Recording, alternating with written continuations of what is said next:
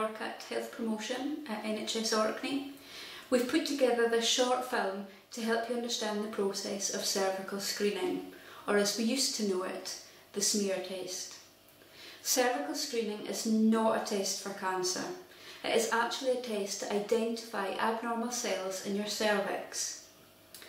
Most of the time, if there are abnormal cells identified, they will go back to normal on their own. However, on some occasions they may not. At this point, we would want to have them removed. This is why it is so important for you to attend your cervical screening appointment, so that we can identify these changes. To help you build up the confidence to attend your appointment, we have asked a local nurse who carries out cervical screening to talk you through the step-by-step process that is involved in going to your appointment. Following that, we have 3 accounts from people who have had different results at their cervical screening. These are spoken by actresses. We hope that this film will help give you that confidence to make that appointment.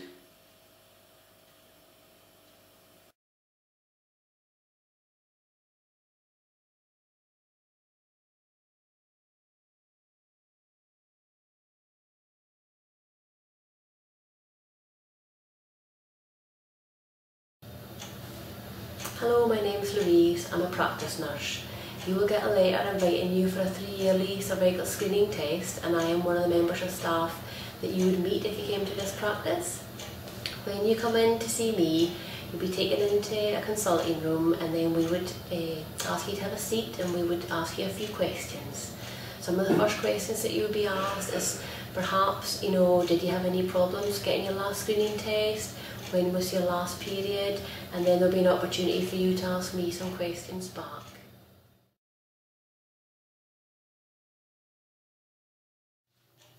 Following our conversation, I would then explain how we would perform our cervical screening test.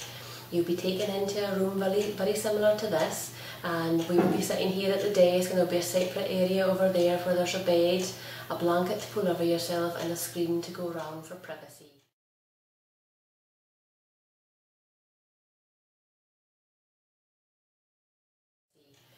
I would normally ask if you'd had the procedure done before, and if not, we would maybe spend a little bit of extra time going through how it would be performed.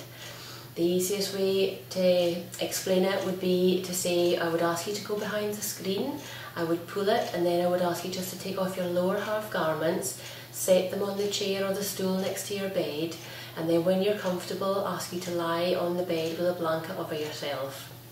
Then I would come behind the screen as well, and I would explain the instrument that I was going to use, which is called a speculum, and that's what we use to be able to visualise the cervix.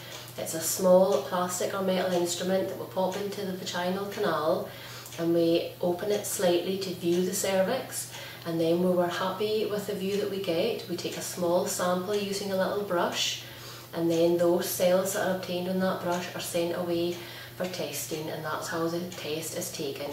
Some women find it a little bit uncomfortable because it's obviously can be a little bit embarrassing, especially first time, but the more relaxed you are, the more comfortable it should be.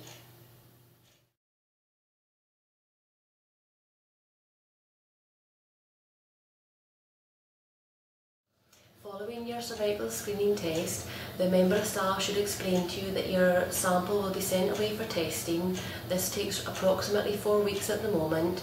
Then a letter should come to your home address and explain what the result is and when you should be recalled. If everything is normal, it would say that it was adequate or normal and recall you back in 3 years.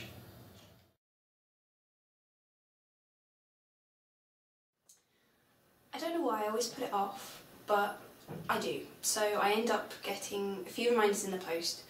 I eventually made my appointment, and once I was there it was so quick and the nurse put me at ease straight away.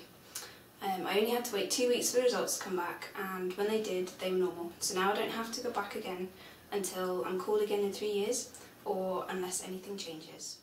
So I received a letter inviting me to come along for my cervical screening, like many women do. I got in touch with my local GP and asked to make an appointment for it. I actually specifically asked if I could have a lady, nurse, just to make me feel a bit more comfortable. When I got there, she was so friendly, gave me loads and loads of reassurance. I actually can't believe how quickly the test went. It was just all over so fast.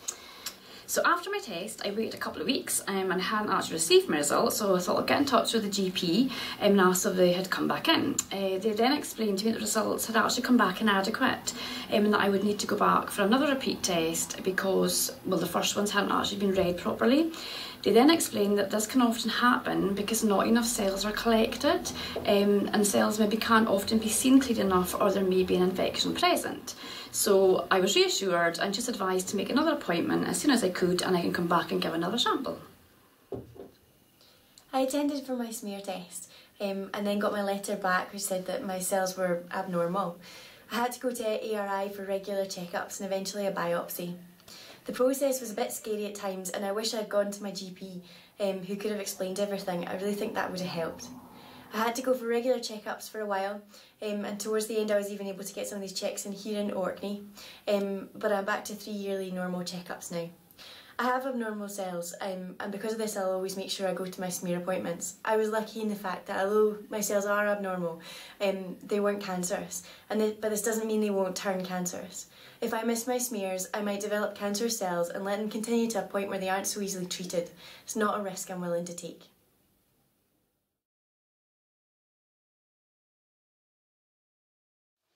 Orkney's Health Promotion team would like to thank everybody involved in making this clip. We hope that watching this will give you the confidence to go make that appointment. It only takes minutes, but it does save lives.